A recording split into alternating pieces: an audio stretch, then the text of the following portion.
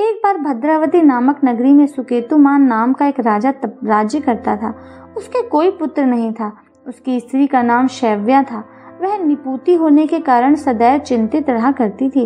राजा के पितर भी रो रो कर पिंड लिया करते थे और सोचा करते थे कि उसके बाद हमको कौन पिंड देगा।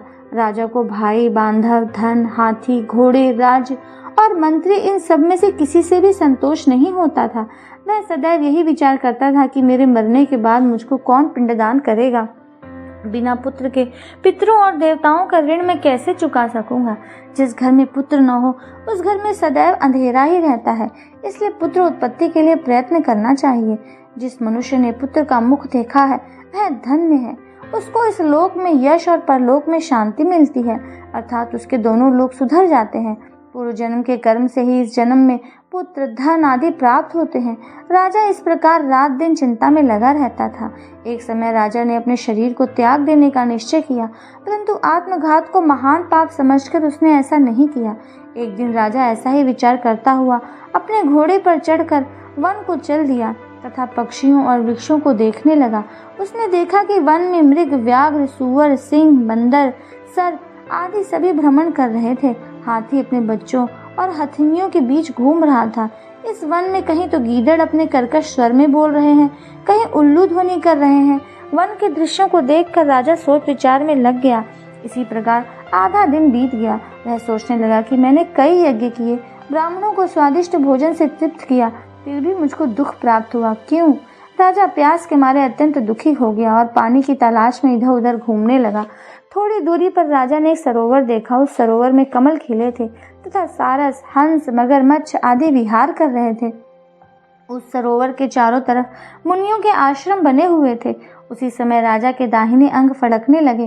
राजा शुभ शकुन समझकर घोड़े से उतरकर मुनियों को दंडवत प्रणाम करके बैठ गया।